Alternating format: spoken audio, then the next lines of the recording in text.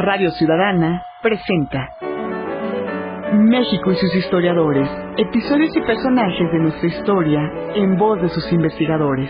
Conducen Elsa Aguilar Casas y Pablo Serrano Álvarez.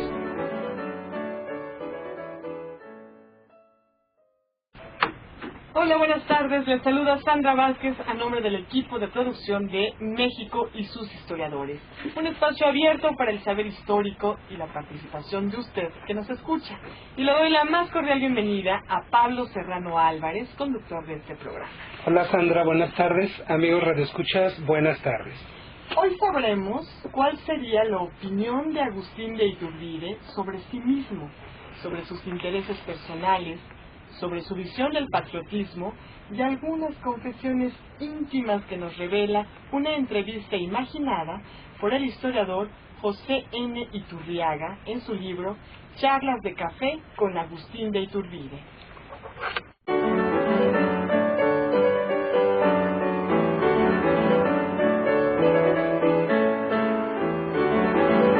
Nuestro invitado es historiador y economista. Fue director general de Comercialización Rural en la Secretaría de Comercio, director general de Culturas Populares en Conaculta y director general de Impacto Ambiental en la Procuraduría Federal de Protección al Ambiente. Obtuvo en 1988 el Premio Internacional Malcolm Lowry, en 2003 el Premio Internacional Slow Food en Italia y en 2008 el Premio José C. Valadez. Para la editorial Grijalvo coordinó la colección de 20 volúmenes llamada Charlas de Café, conmemorativa de las efemérides de 2010, y escribió uno de los títulos, Charlas con Agustín de Iturbide.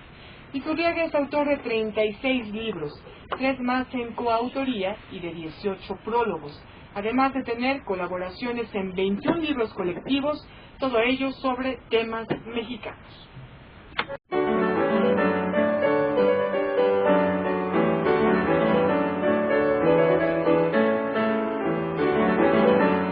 Y antes de empezar, los invitados a que expresen sus opiniones y sus dudas, los invitamos, por supuesto, antes de conocer a nuestros invitados, los invitamos a que usted, que nos escuche, exprese su opinión y sus dudas a través del correo electrónico México y sus historiadores @gmail.com. Lo repito, México y sus historiadores, todo junto, @gmail.com. Y a los teléfonos 5604-8229, 5604-7926 y 01800-670-1680. Y recuerden que tenemos un excelente regalo para usted que nos escucha, y en esta ocasión, Lírica y Dramática de la Independencia Nacional, de Armando de María y Campos, para quienes nos contesten la sencilla pregunta que Pablo formulará en unos segundos adelante. ¿Cuál fue el apodo que sus compañeros de escuela le pusieron a Agustín de Iturbide? Bueno, amigos, hoy estamos de plácemes en México y sus historiadores porque contamos con la presencia del maestro Iturriaga, que bueno, es un autor predilecto, ya clásico, de los estudios sobre los extranjeros en México. Buenas tardes, Iturriaga, ¿cómo está? Muy bien, muchas gracias, muy amable.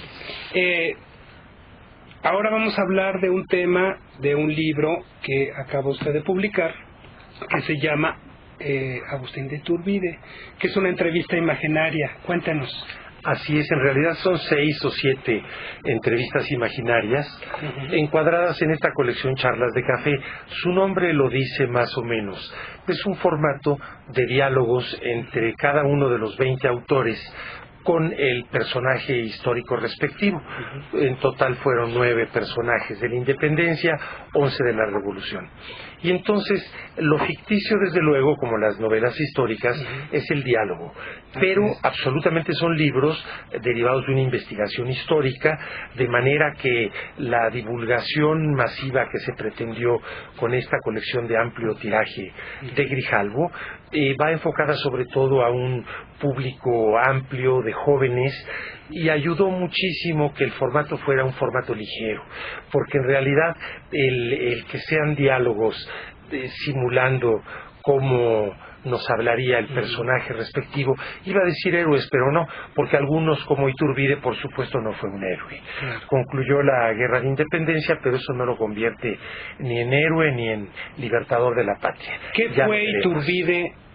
Realista, insurgente, pionero de la independencia, héroe o villano. Mucho más de villano, absolutamente. Pero más allá de los adjetivos y de estereotipos de héroes y villanos, cuando estudia uno a fondo la figura de Iturbide, su vida, su obra, realmente comprueba uno que probablemente la única virtud que tuvo, y yo no sé si sea virtud, es que era muy buen militar. Fuera de eso, bueno, fue un soldado realista, es decir, del ejército del rey, del virreinato. Peleó contra los insurgentes de manera encarnizada, fue cruel, sanguinario, después de muchos ascensos ganados a pulso, porque, repito, fue buen militar, llegó a tener un puesto muy importante de comandante militar en el Bajío, donde se reveló como un funcionario muy corrupto, hizo negocios extraordinarios que le valieron el que su amigo jefe y probablemente socio y cómplice Calleja lo tuviera que destituir, porque los negocios, las corruptelas, mucho más que don Félix María Calleja, ¿no? Exactamente, don Félix María Calleja del Rey, que fue jefe de Iturbide cuando combatían insurgentes, y luego ya llegó a ser virrey, y fue cuando Iturbide llega a la comandancia militar del Bajío, pero lo tuvo que quitar porque las demandas penales en contra de Iturbide por la cantidad de negocios sucios por abuso de poder que llevó a cabo,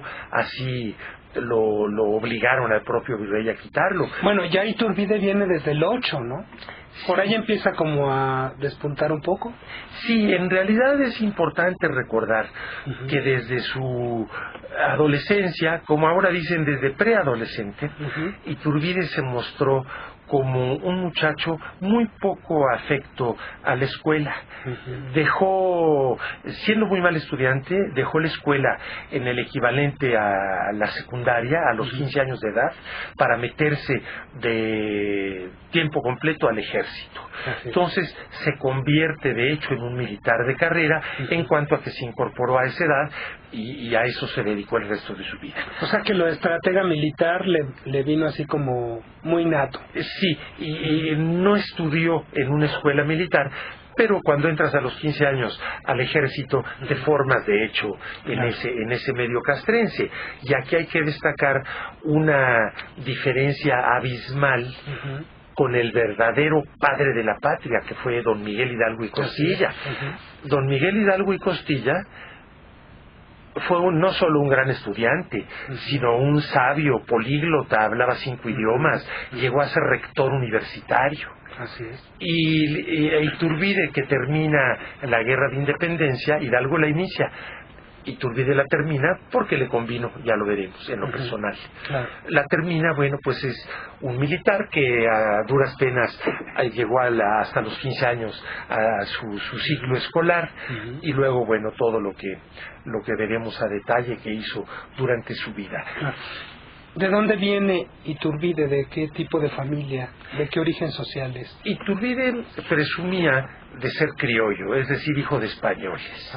Pero no era rigurosamente cierto. Su papá sí era español, un comerciante rico español de Morelia, Valladolid en ese tiempo, porque el nombre de Morelia se le debe a un gran héroe también, enemigo Iturbide, enemigo acérrimo de Morelos, que da nombre a Valladolid y Morelia. Y la mamá era mestiza, la mamá de Iturbide. Como quiera que sea, de esa familia proviene, se casa Iturbide muy joven con una chica hija de españoles, hija de la autoridad civil que había precisamente allí en la ciudad de Valladolid. Entonces él siguió una carrera siempre marcada por la conveniencia personal y hasta ese imperio de pacotilla ridículo al que llega al final de su carrera pública. Bueno, pues ahí se ve absolutamente que era no solo egoísta, sino egocéntrico. Así es. Y prepotente. Muy altamente lo prepotente. que ahora decimos prepotente. Exacto, no se usaba la palabra en aquellos tiempos, pero esto lo vemos sobre todo en la primera etapa de Iturbide, ya como soldado realista, con el grado de teniente, cuando luchó contra los insurgentes. Una de las características más sobresalientes de Iturbide es que jamás dejaba un prisionero vivo. Absolutamente los prisioneros, todos se los escabechaba. Todos los fusilaba, absolutamente todos. Y cuando hablamos de todos, pues hay que dar algunas cifras porque es impresionante. Por ejemplo, después de un encuentro de armas famoso en un lugar que se llama la Hacienda de Pantoja, fusiló a 300 personas.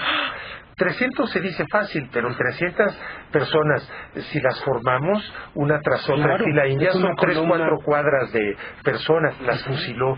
En Puruándiro fusiló a 81, en Valladolid fusiló a 233 personas, pero primero los obligó a cavar su propia tumba, sus fosas, y luego ya fue mucho más práctico, los fusilaron ya ahí junto a la fosa, cada quien, la que cada quien había cavado.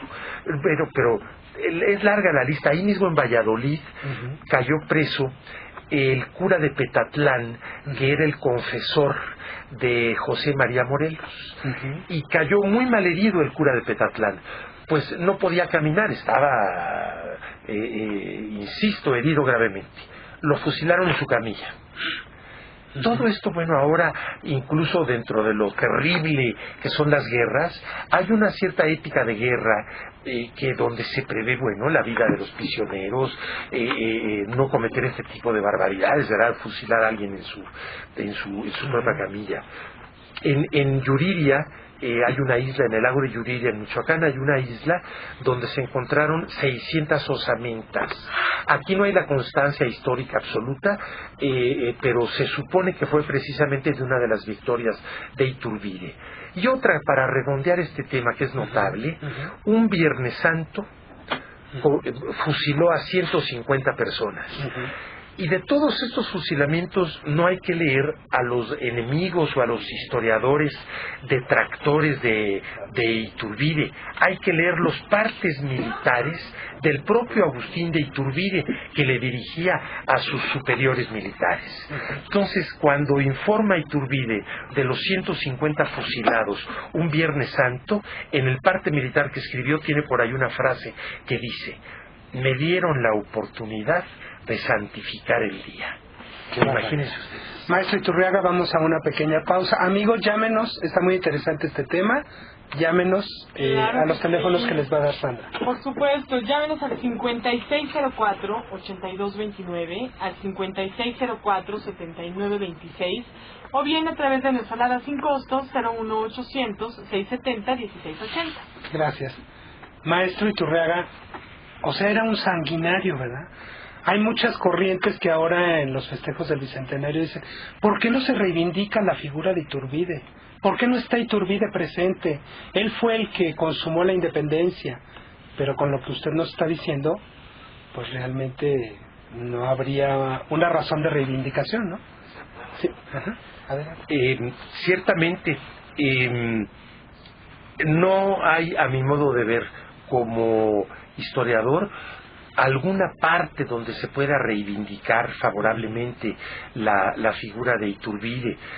Y no, en principio, muchos de mis colegas historiadores, creo yo, o algunos, confunden la objetividad con un revisionismo reaccionario. Así es. Porque no es lo mismo tratar de ser objetivos y de veras bajar a los héroes de su pedestal y sacar a los villanos del infierno para ver realmente cómo eran y que todos finalmente fueron seres humanos. No es lo mismo eso, un espíritu objetivo de revisión de la historia, que querer, en este caso, reivindicar Iturbide cuando no hay ninguna parte de su personalidad o de su obra en donde se pueda pensar que hay algo justamente reivindicable.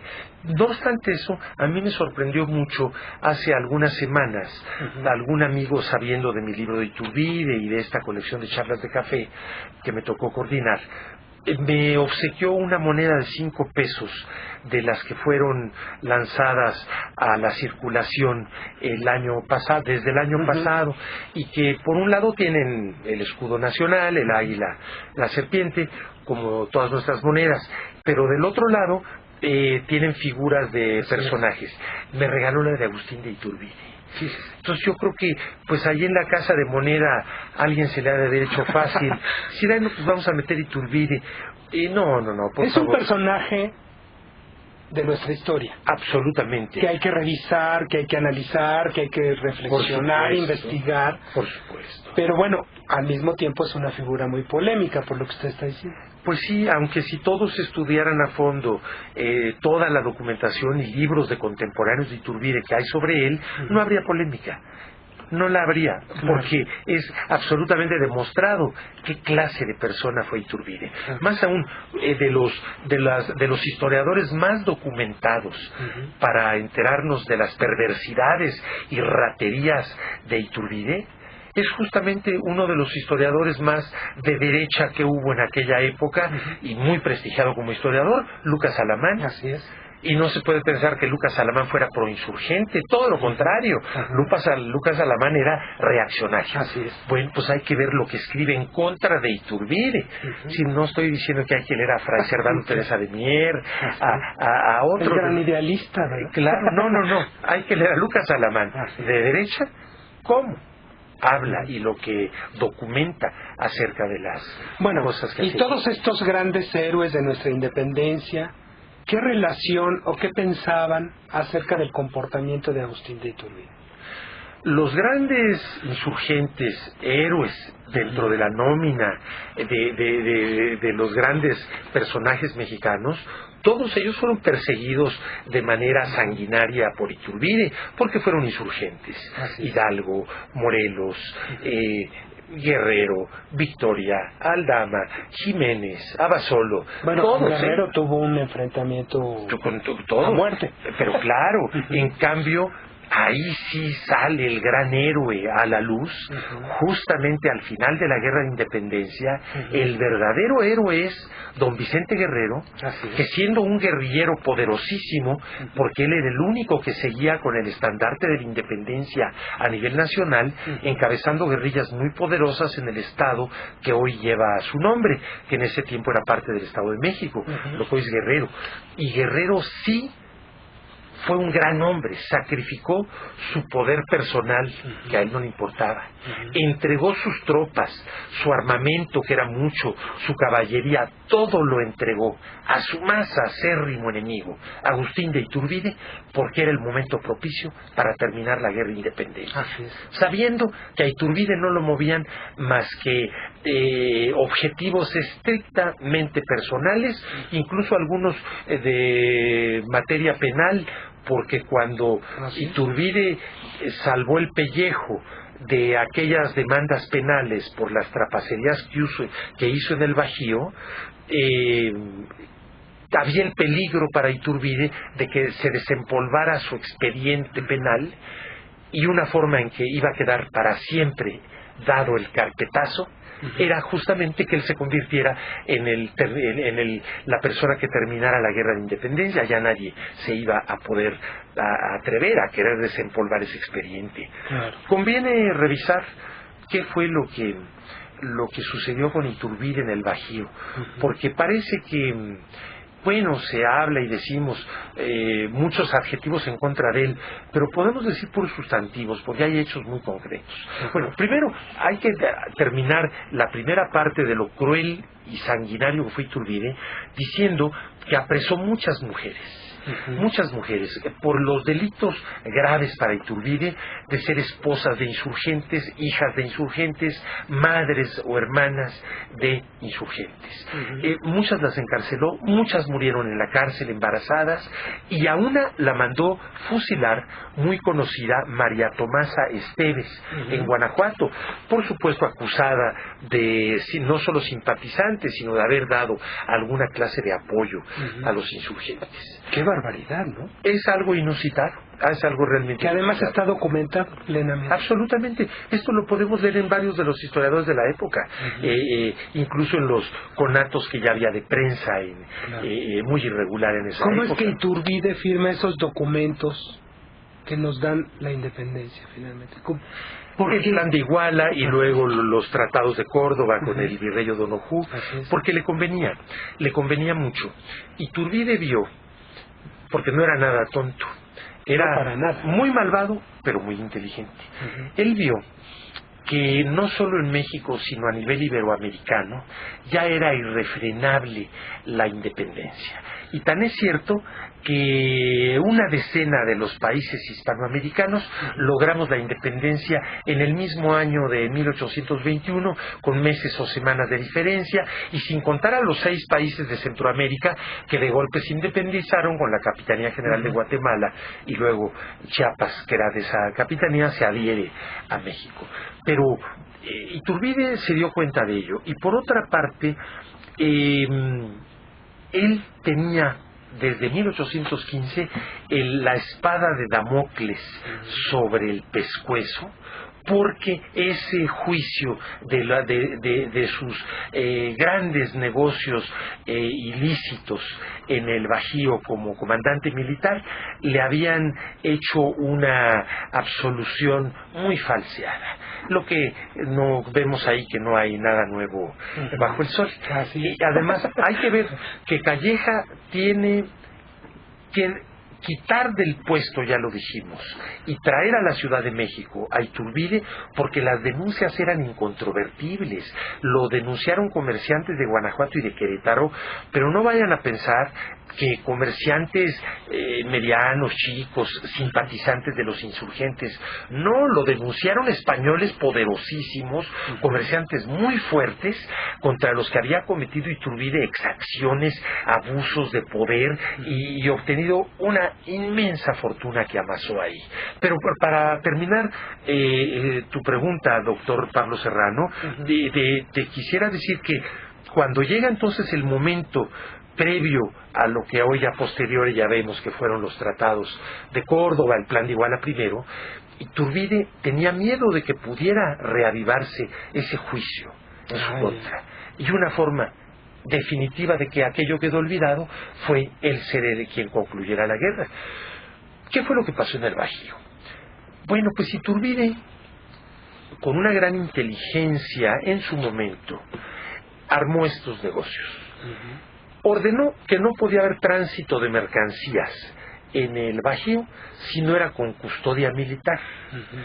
Eso tenía cierto sentido porque como había muchas guerrillas insurgentes, pues transporte de mercancías, sobre todo de víveres, que cayera en poder de los insurgentes, pues lógicamente iba a abastecerlos para poder seguir resistiendo y luchando.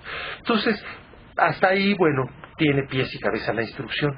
Pero luego, como él era el que tenía que dar la protección militar para los tránsitos de mercancía, cobraba por esa protección militar. Y no hay un solo recibo, no hay un solo documento. ¿A qué suena eso, verdad? Pues no suena de 200 años, ¿verdad? Sí, no, para como nada. de 200 segundos atrás. Sí, ciertamente y no hay recibos, no existe nada que pueda decirse que eran dineros que entraron a las arcas nacionales, al erario, no, absolutamente. A la lucha, ¿no? Por lo menos. Iba a los bolsillos de Iturbide. Entonces, por ese lado se hizo de mucho dinero. Pero luego, el negocio era redondo. En poblaciones donde no había algún batallón del ejército realista virreinal, enviados de Iturbide de manera subrepticia dejaban correr el rumor de que ya iban a llegar los insurgentes, que ya venía muy cerca alguna guerrilla de insurgentes a tomar ese poblado. Lógicamente que los comerciantes de ese poblado se ponían a temblar porque lo primero que iban a hacer los insurgentes es vaciar de víveres sus tiendas. Entonces, ante ese temor de perderlo todo, estas propias gentes de Iturbide que habían dejado correr el rumor le ofrecen al comerciante: te compro tus mercancías, a mitad de precio, a un tercio de lo que valen. Pues de perderlas, hermano, de los insurgentes, a darlas malbaratadas con estos testaferros de Iturbide, a recuperar algo, así la vendían. Entonces Iturbide se hacía de mercancía absolutamente por abajo de su costo, y luego, como él controlaba los tránsitos de mercancía, primero dejaba que su propia mercancía fuera la que llegara a pueblos desabastecidos. Claro. Y obviamente cuando hay desabasto, los precios suben. Entonces lo que había comprado a mitad de precio, lo vendía a doble de precio. Y ya luego llegaban las mercancías de los comerciantes privados que tenían que pagar la vigilancia militar. O sea que más que el miedo a Calleja, el miedo a Iturbide durante todo el proceso de la independencia. Pues sí, lo fue tomando por parte de los insurgentes y por parte de los comerciantes. Y luego de los comerciantes, ciertamente. De los funcionarios. Así es. Iturbide ascendió de teniente en 1810 a teniente coronel ya cuando fue comandante del Bajío. Y todo ello gracias a sus victorias militares. Tienes toda la razón, le tenían miedo los insurgentes porque sabían qué clase de sanguinario era. Pero luego ya con el poder en la mano en el Bajío, pues los comerciantes, pero ellos sí tenían voz, entonces pudieron demandarlo y el Calleja se lo tuvo que traer a un juicio. Pero ¿qué creen? Que el juicio se prolongó y se prolongó y el juez... ¿Qué suena eso? También no suena tan raro. Así es. ¿Verdad? Se prolongó el juicio y miren nada más. 8 días antes de que Calleja entregara el virreinato a su sucesor, el juez declara que no había suficientes pruebas en contra de Iturbide y lo exonera. ¡Qué barbaridad! Qué cosas, ¿verdad? Bueno, pero parece que acabó sexenio ahí. Exactamente. Vamos a otra pausa, maestro Iturriaga. Amigos, llámenos que está muy interesante esta charla. Ya lo que sí, estamos completamente en vivo a través de Radio Ciudadana. Los teléfonos son 5604-8229, 5604-7926 y 01800-670-1680. Esto es México y sus historiadores. Regresamos. México y sus historiadores, voces expertas para dar respuesta a todas tus preguntas sobre nuestra historia. Jueves, 16 horas, por Radio Ciudadana, 660 de AM. Estamos de regreso y le invitamos a leer a partir de mañana los expedientes digitales INERM, en esta ocasión La muerte de Miguel Hidalgo, por Miguel Ángel Fernández Delgado, La rendición de Francisco Villa, por Carlos Betancourt Cid. Y recuerda, los expedientes digitales se pueden leer a partir de mañana en www.inerm.gov.mx.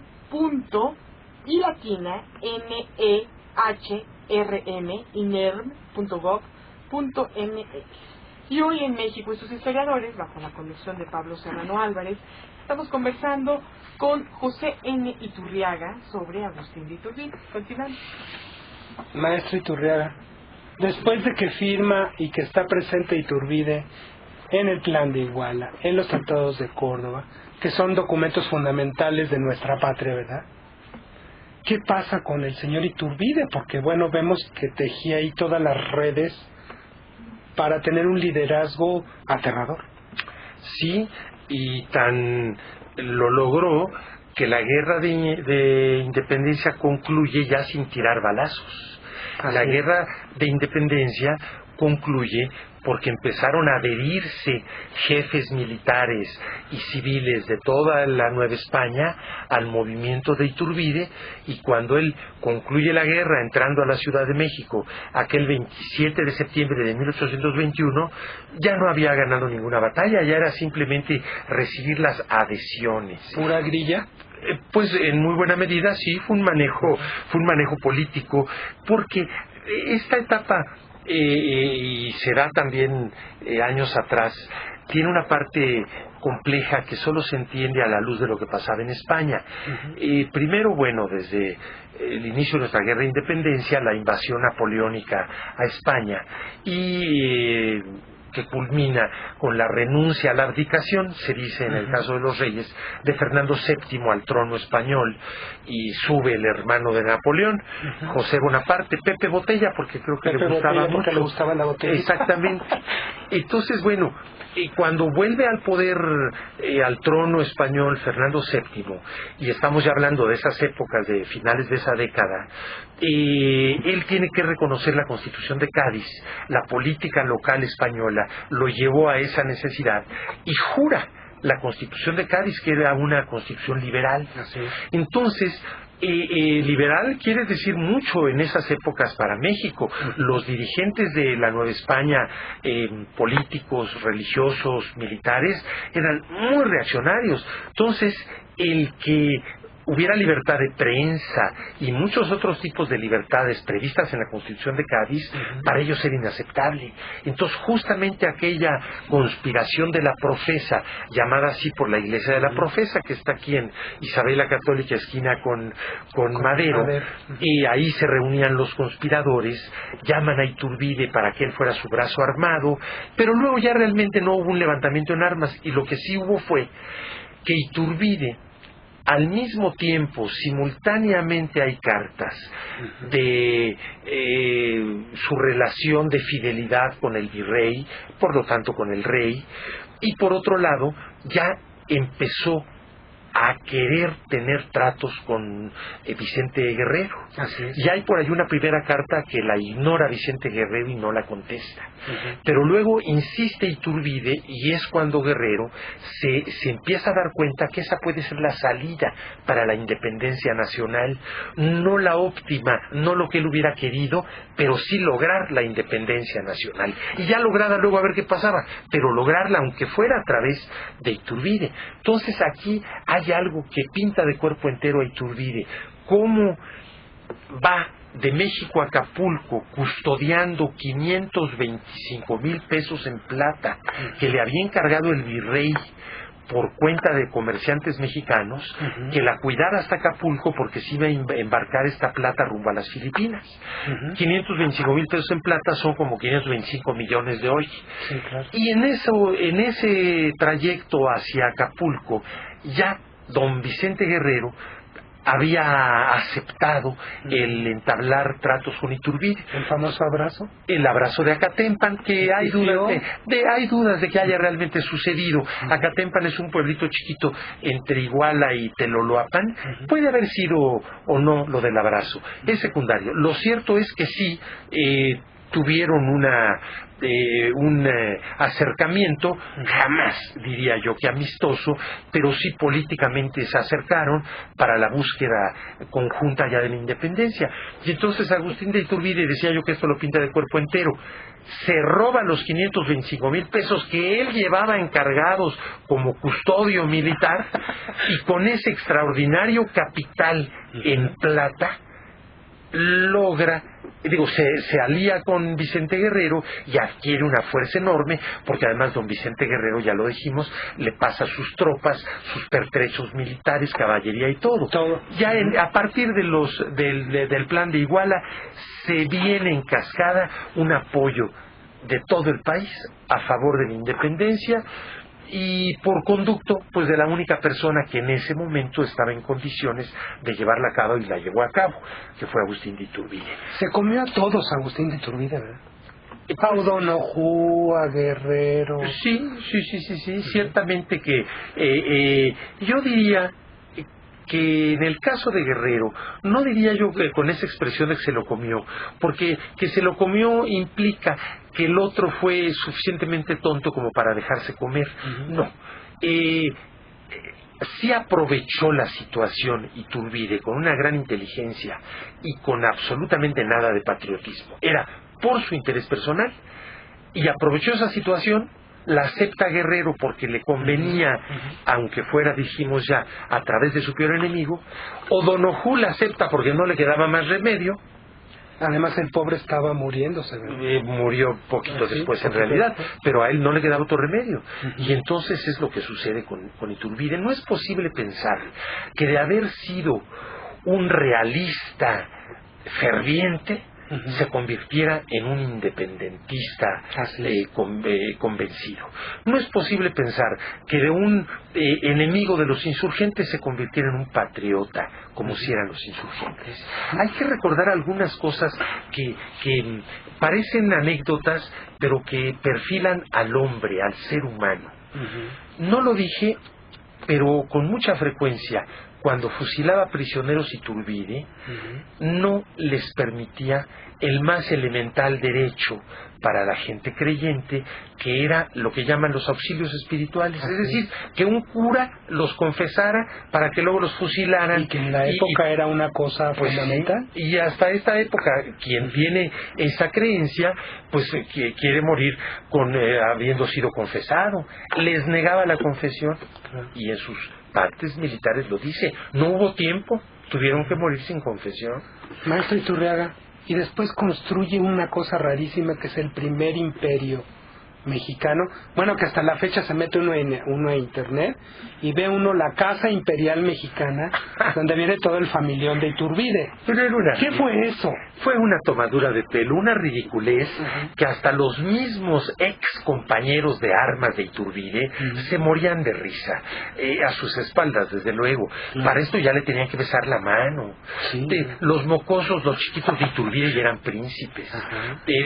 Su esposa emperatriz, por supuesto. Y llegó a ese imperio promovido por él, porque Iturbide fue quien inventó una especie de motín popular para que un tal Pío Marcha le exigiera al Congreso la declaratoria de que Iturbide iba a ser el emperador, y el Congreso, viéndose presionado por un motín disque popular, más bien militar, y con la mano de Iturbide ahí metida, bueno, lo declararon emperador. Pero ¿cómo sería aquello? Iturbide quiso que su coronación fuera al estilo francés, es decir, como la de Napoleón. Entonces, bueno, para esto el arzobispo de México se negó a coronar a Iturbide y desapareció, se fue, inventó un viaje, desapareció. Entonces a Iturbide lo tuvo que coronar el obispo de Guadalajara. No había dinero en el erario mexicano para comprar joyas para las coronas de él y de su esposa. Tuvieron que pedir las joyas prestadas. ¿Cómo cree? Y hay que leer a Lucas Alamán. Completamente. Lean a Lucas Alamán. Es increíble los pelos y señales que da al respecto. Joyas prestadas. Y luego había una modista francesa en la Ciudad de México que, con base en unas estampitas de la coronación de Napoleón un par de lustros atrás, copió los trajes de Napoleón y de su esposa para hacer una réplica acá para Iturbide y su mujer. ¡Qué barbaridad! Y bueno, una réplica pues con lo que se pudo, ¿verdad? Entonces una capa roja, larga, así como de novia, pero roja, muy larga, y luego la de Napoleón está rodeada, todo el filo de la capa está rodeado con un bisón blanco, mink, algo maravilloso. La de Iturbide era de peluche, ¿no? Blanquito también alrededor. Sí, pero verdaderamente de reírse, es increíble. Oiga, maestro, ¿y cómo era visto todo eso en la época? Porque y cómo lo aceptaban, perdonen, ¿no? El verbo tan coloquial, pero verdaderamente era de pitorrearse de él. Lucas Alamán, insisto en Lucas Alamán, porque era de derecha, un historiador reconocido como muy buen historiador y de derecha, reaccionario. Y muy sistemático, ¿no? Muy para sistemático. La época y para su tendencia. Así es, y lo que cuenta de Iturbide dice que era el hazmerreír de todo mundo, porque era absolutamente algo inventado. Mandó a hacer Iturbide, también esto habla mucho de la personalidad, de qué tenía en la mente Iturbide. Mandó que se hicieran unas monedas de oro y otras de plata con su efigie, pero al estilo de un César romano. Es decir, el torso desnudo, con una corona de laurel, y en latín una leyenda: Agustín I por la gracia de Dios, Agustinus primerus, etcétera. Bueno, y los políticos se opusieron a eso, ¿no? Los insurgentes que lo habían apoyado, ya que se logra la independencia, se convierten en republicanos. E Iturbide en monarquista porque él quería ser emperador. Algunos de los ex o de antiguos insurgentes aceptan la posibilidad del imperio, pero de inmediato, en cuanto empezó las primeras semanas de este tal imperio, todos empezaron a darle las espaldas porque se vio que no tenía ninguna idea de realmente crear un gobierno nacional. ¿Cuánto duró este imperio? ¿Un año? Meses, no, un año pasadito. Entonces, cuando vemos que se hizo asignar, todavía sin ser emperador, hay un dato que es revelador. Cuando todavía era el presidente de la regencia, o sea, de esa autoridad previa a que se coronara emperador, la regencia que él presidía gestionó con el equivalente al Congreso que en ese momento había, que se le diera a Iturbide un salario mensual de 120,000 pesos, justamente mensuales, ya lo dije, pero además 1,000,000 de pesos regalado por una sola vez. Y además le obsequiaron 124,000 hectáreas de tierra en Texas, que nunca llegó a tomar posesión de ellas.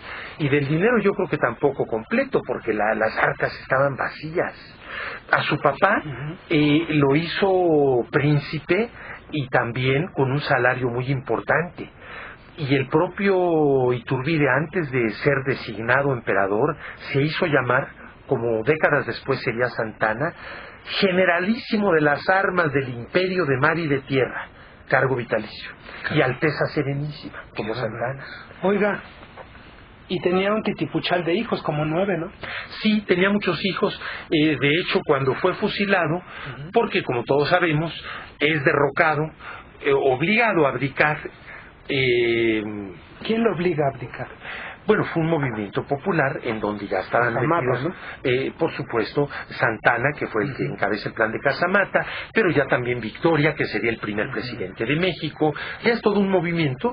Él tiene que abdicar, sale a Veracruz al rumbo al exilio. Y a Italia se va, ¿no? Sí, a Italia, también estuvo en Inglaterra. Y luego, sabiendo que el Congreso mexicano había emitido un decreto de pena de muerte en contra de él si volvía a pisar el territorio nacional, después de un año y pico víctima de la nostalgia, del aturdimiento de pensar que podía no solo llegar y quedar vivo, sino todavía ser útil a su patria, ¿para qué? No había habido nada fuera de haber concluido la guerra, que sí fue útil desde luego. No fue un acto de heroísmo, pero sí fue útil, por supuesto que lo fue. Igual se hubiera logrado en otro momento, obviamente, pero fue muy importante que se lograra en ese momento. Regresa a Iturbide y a los 6 días de que desembarca en Soto la Marina, allá al norte de Tampico, en Tamaulipas, el comandante militar de la región lo manda a fusilar. Bueno, lo apresa primero y luego en un juicio sumario lo fusilan, con base en ese decreto del Congreso Nacional. El 19 de julio de 1824, ¿no? Exactamente. ¡Qué barbaridad! Sí. Fue dramático eso para su personalidad, ¿no? Pues sí, pero a propósito de los hijos, su esposa quedó embarazada, quedó con un niño de brazos, con otros más chiquitos, y no eran... ¿Qué es lo que llaman todavía algunos ahora la Casa Imperial Mexicana? Fíjese usted. Pues sí, ¿qué cosa es esa? Y Maximiliano compró a un nieto de Iturbide, como Maximiliano y Carlota, o no podían tener hijos o no hubo la forma de que los tuvieran, entonces declararon príncipe heredero a un nieto de Iturbide de nombre Agustín también, pero fue una especie de compra, porque la mamá de este nieto era una americana, casada con un hijo de Iturbide, y entonces este pequeñito de 3 años se lo llevaron a vivir a Chapultepec, Carlota y Maximiliano. Murió después, creo, ¿no? Bueno, pero no, eso fue mucho después. La gringa se arrepintió, a pesar de que le habían dado mucho dinero por el niño, y entonces reclamó al hijo, y fue un enredo familiar de todos los Iturbide hijos contra Maximiliano y Carlota, pero verdaderamente de vecindad, porque había dinero de por medio, y bueno, fue una cosa muy fea, pero sí, la supuesta Casa Real Mexicana. Maestro Iturriaga, ¿cómo entrevistar desde el presente a un personaje como Agustín de Iturbide, que usted lo logra hacer en la colección Charlas de Café? En primer lugar, estudiando mucho las fuentes contemporáneas, porque si no estudiamos las fuentes de la misma época del personaje, estamos sujetos a mucho manoseo de los historiadores. Mis colegas historiadores, y creo que es una vicio profesional, pues cada quien tiene su corazoncito y va dando su opinión y sus puntos de vista, pero cuando leemos a los historiadores que en su momento escribieron sobre Iturbide, que conocieron Iturbide, algunos que fueron presos por Iturbide, eso es lo que nos permite conocer mejor al personaje. Y hay un historiador que hay que mencionarlo, Vicente Rocafuerte, que da pelos y señales sobre las maldades terribles de Iturbide. Incluso revela una anécdota, que cuando era niño Iturbide, en alguna ocasión cortó las patas a unas gallinas, vivas por supuesto, solamente por verlas brincar sobre los muñones sangrando, sobre los muñones con el hueso sangrando, y que esto se lo había contado el papá de Agustín de Iturbide a un amigo de que fue el que lo escribe. Ahora, ¿quién fue Vicente Rocafuerte? Podemos pensar que es un chisme de historia, a lo mejor no lo sé, pero Vicente Rocafuerte, en la década siguiente, en los 30 del siglo XIX, llegó a ser presidente de la República de Ecuador, porque él era ecuatoriano. Fíjate. Sí, es una persona respetable, incluso su obra está reeditada recientemente por Miguel Ángel Porrúa. Claro. ¿En dónde se citó con Agustín de Iturbide? La primera entrevista que le hago fue en Coajimalpa, después de la derrota terrible que les infringió el padre Hidalgo y Allende y todos aquellos insurgentes en el Monte de las Cruces. Entonces, esa es una primera entrevista donde Iturbide, que era muy prepotente, muy déspota, yo aparezco como periodista en este libro. Entonces, bueno, pues ¿un periodista contemporáneo de la época? No, periodista contemporáneo de él, de esa época. Sí, no, yo era un periodista interesantísimo. Sí, yo era un jovencito, un poco más joven que Iturbide, lo llego a entrevistar, no se para de eso así, yo por supuesto llego, lo saludo, él no se levanta de su escritorio, ni me pide que me siente, así era él. Así era él, y esos detalles lo revelan tal cual era. Luego en otra ocasión lo entrevisto en Valladolid, en otra ocasión lo entrevisto el 28 de septiembre, el día después de haber entrado con el ejército trigarante. Híjoles, como en La máquina del tiempo, me encanta eso. Sí, esa colección vale la pena, porque son 20 tomos muy amenos, en donde muy barato, se llama Charlas de Café, publicada por Editorial Grijalbo. Sí, y la característica es que no son todos, no somos todos historiadores, al revés, de los 20 tomos creo que somos 5 o 6 historiadores. Los demás autores son periodistas, novelistas, poetas, hay un dramaturgo, varios abogados. Digan los nombres para que el público compre esos libros, porque de veras son unos libros maravillosos, muy entretenidos, que además los devora usted en una sentada con un café. Y cómo no, bueno, me voy a ver de cuáles me acuerdo rápidamente. Dentro de los periodistas connotados, autores de esta colección, están Froilán López Narváez, que hace el Álvaro Obregón, Guadalupe Loaesa, que no le conocíamos un texto histórico, Don Porfirio Díaz.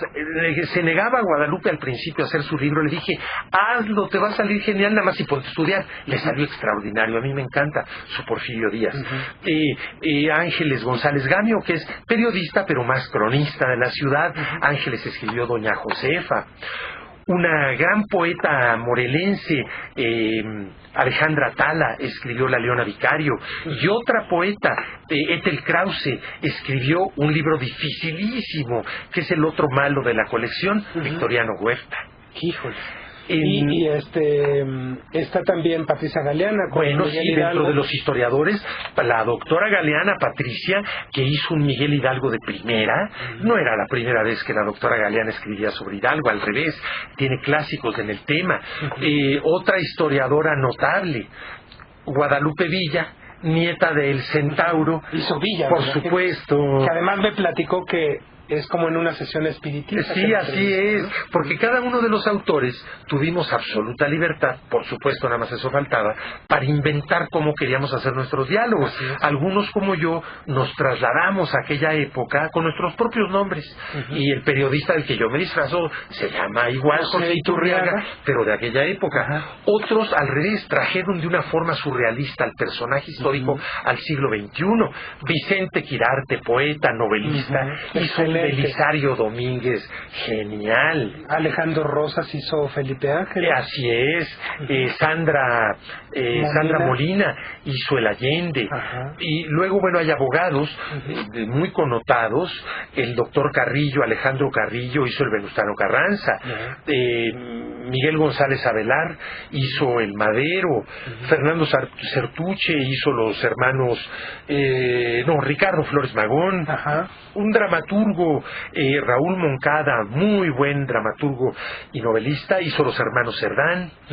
En fin, yo creo que vale mucho la pena hacerse de esta colección, que ciertamente está increíble. Para cómo están los precios de los libros hoy en día, pues menos de 70 pesos, yo creo que está muy bien.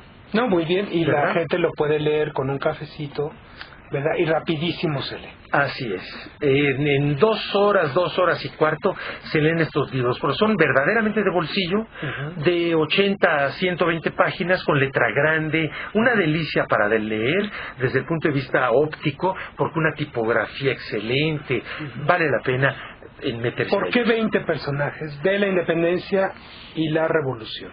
Ya que a mí la editorial me pidió un proyecto de 20 títulos, entonces yo me sujeté a ese número, pero ya que hice la lista de los 20 personajes, yo pedí a la editorial que subiéramos cuando menos a 25, porque faltaban de la independencia Abasolo, Aldama, Jiménez, de la revolución faltaba Luis Cabrera, qué sé yo, podrían haber entrado 5 más, pero igual 10 más. Pero bueno, la editorial tenía un presupuesto y eran 20 los que podía publicar y promover, y la verdad están todos los principales, no falta ninguno ahí, por supuesto. Volviendo a Iturbide, maestro, ahora que estamos en el Bicentenario, ¿cómo revalorar o no revalorar ese personaje histórico? ¿Qué nos dejó Agustín de Iturbide a los mexicanos? Nos dejó un país independiente.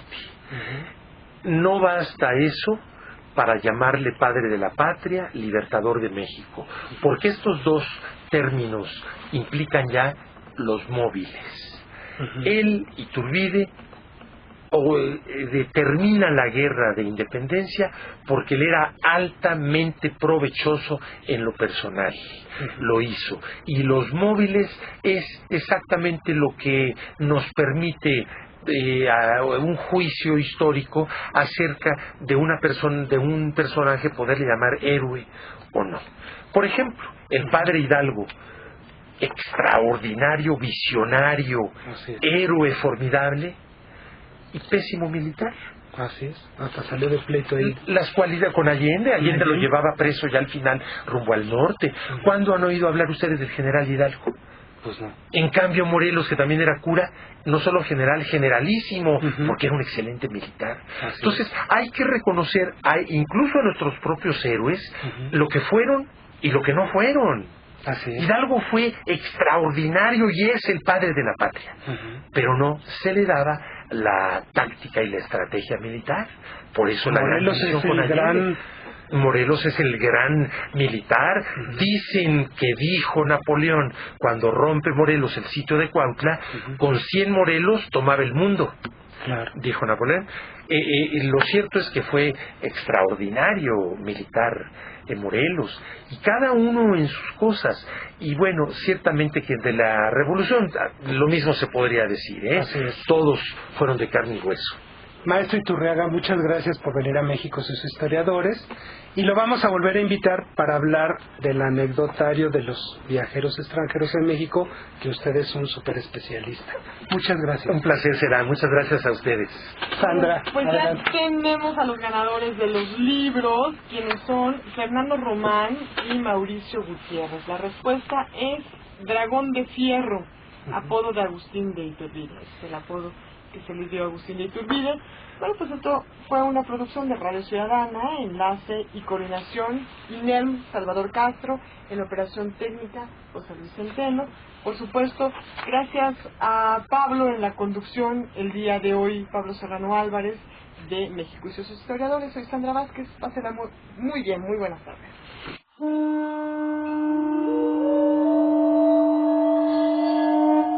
Radio Ciudadana presenta México y sus historiadores, episodios y personajes de nuestra historia en voz de sus investigadores. Conducen Elsa Aguilar Casas y Pablo Serrano Álvarez.